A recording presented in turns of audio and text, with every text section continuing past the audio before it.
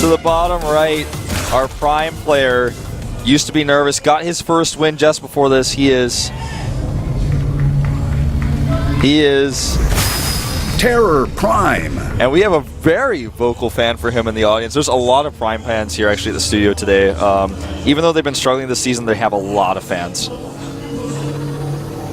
He actually looks like decently fast on the keyboard there.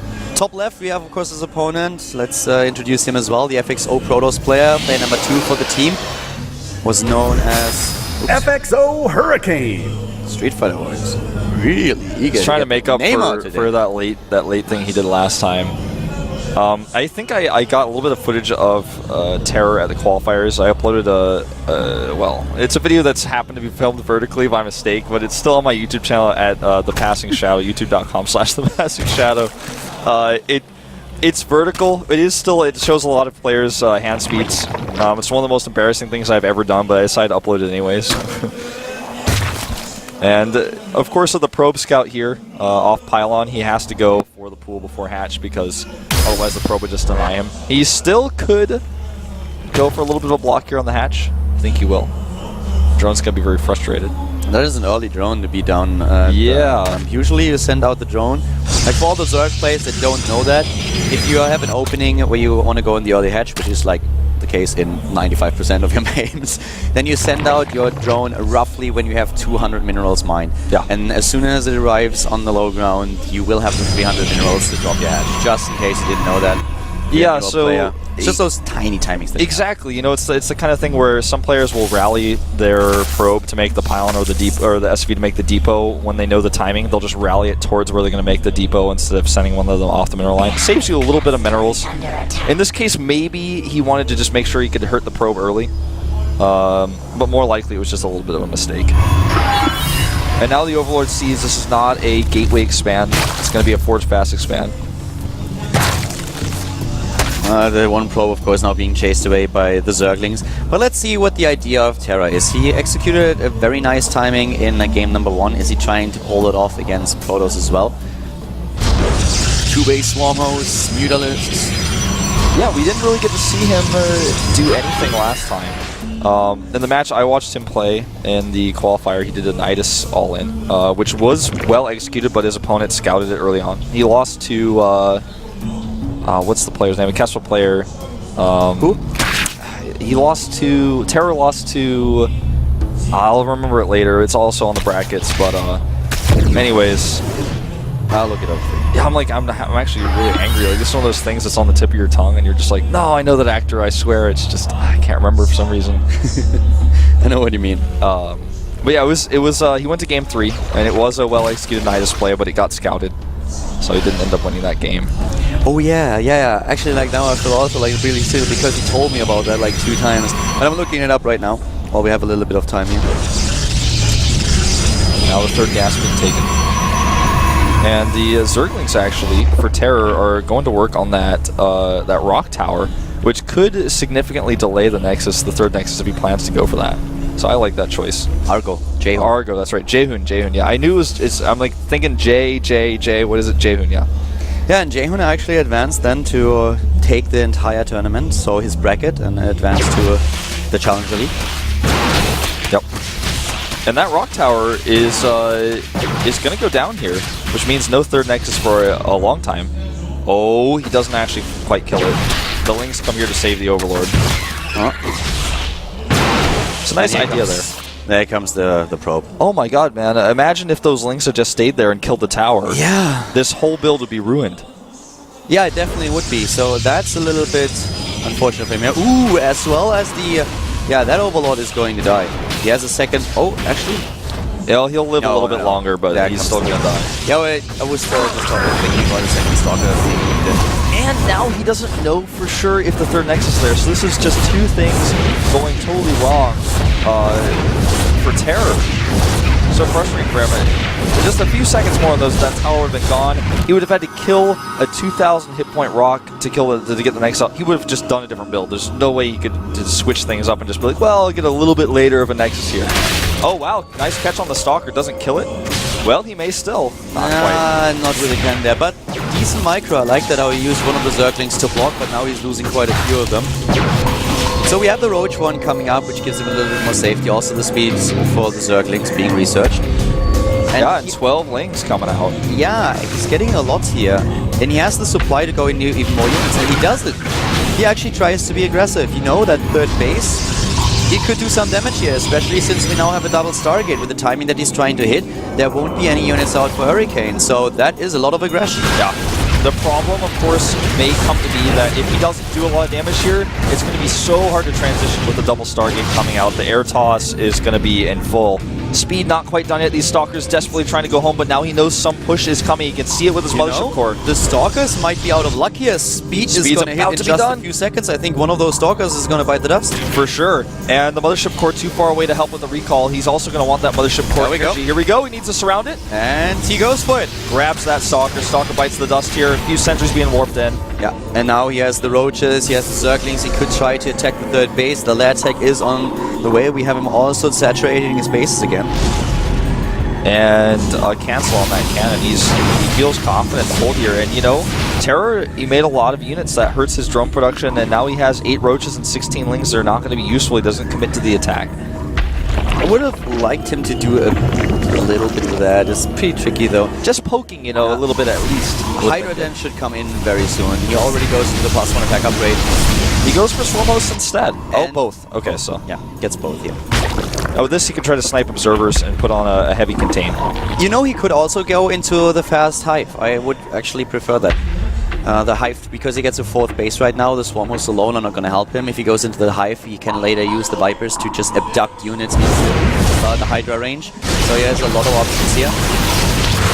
And a fast Hive is actually a very legitimate strategy. Yeah. Ooh, we have the 3rd Stargate. 3rd Stargate. Heavy commitment here. Big Phoenix play coming out.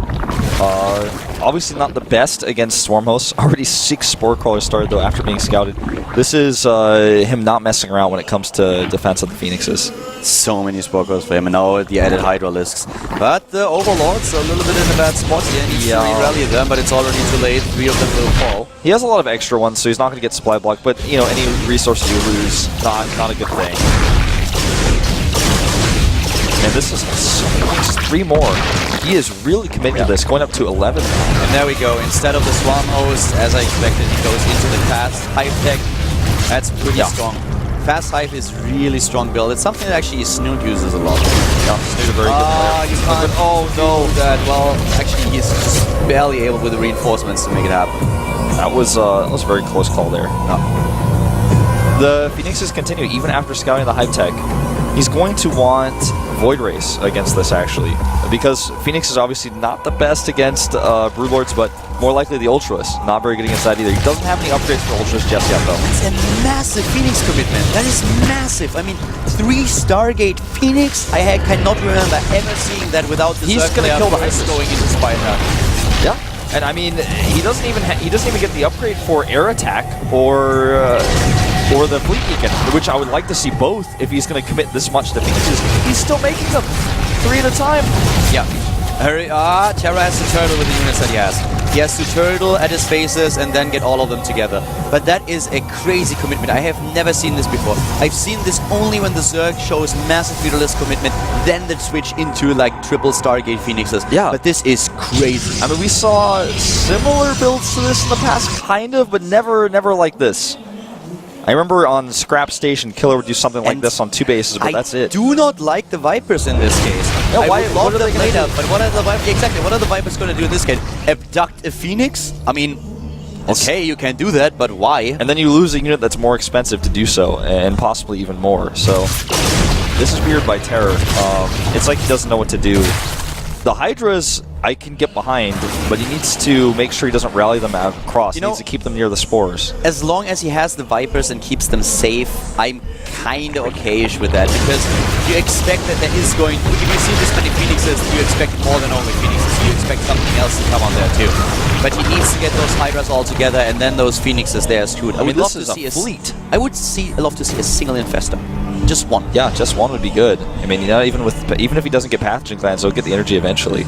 We have on the map 19 Phoenixes, 4 Vipers, and now we see Hydra speed. Uh-oh. You know, the thing... I'm actually curious to see what Hurricane is going to do against this. Because he can grab the reinforcements, but he cannot beat this army. And, okay, forget it. He's got a gateway army behind this. If he gets the charge ready, or if he gets Storm, then it's not ready yet, though. You're right, he needs charge, it's not quite ready. I don't think he has enough Hydralisks, to be quite frank with you, to stop both the ground army and the Phoenix. He also can use Blinding Cloud against this gateway army. Obviously not too useful against the Zealots, but against the sentries.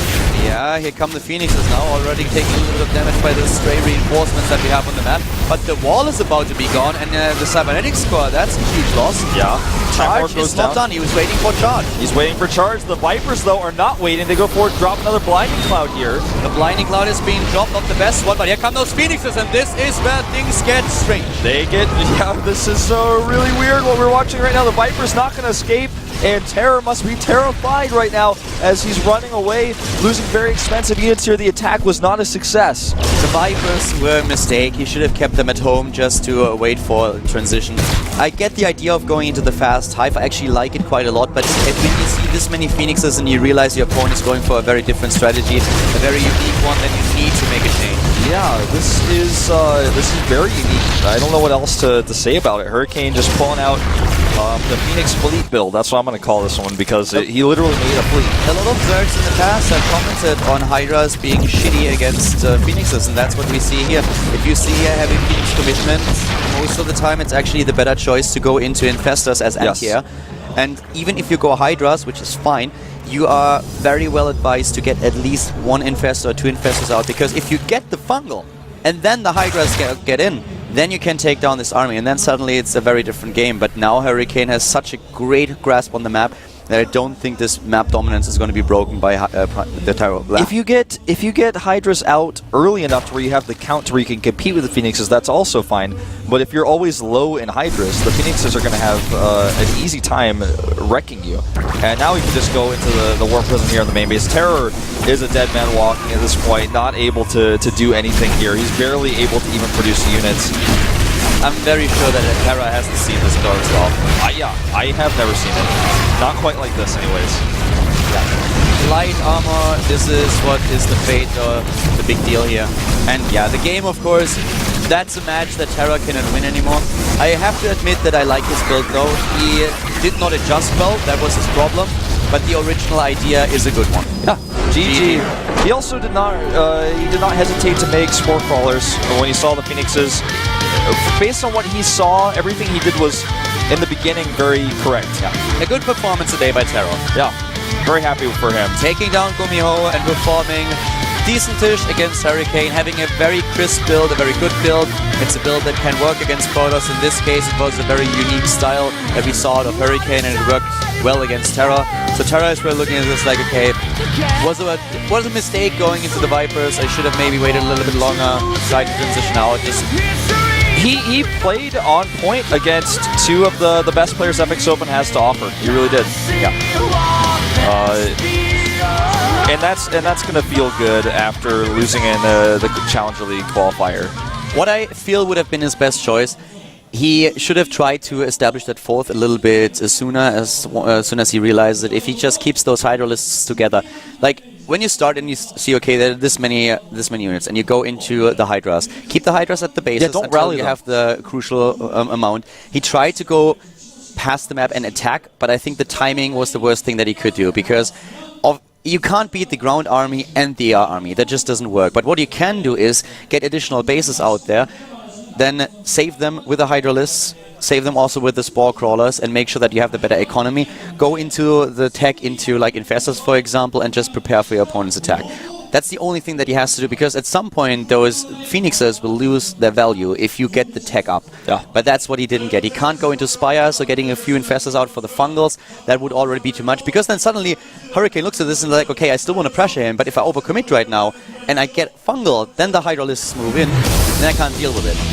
Well, Gerard, is it going to be another new face? Anyong. Anyong, the right choice here. Expected them to see him second, but third is better than ever. Anyong making it to the finals, as you mentioned before, against Jakji, and took the first game. Don't look so sad, Gerard. Nobody is following you for sending out New York players. That's something that we all wanted to see like a long time ago. It's absolutely okay if they lose. Yeah. Yeah, if you look at his stats here, you can see he has not played all too often compared to some of the other Prime players, namely the Fantastic Four. But he used to be the captain of Prime. I'm not sure exactly how their team structure works now, but he made a lot of the decisions that led to their victory in Vegas. Well, we have a 5-minute break, guys, and then we jump into another Zerg versus Protoss with Anyong up against Hurricane here at the GSTL.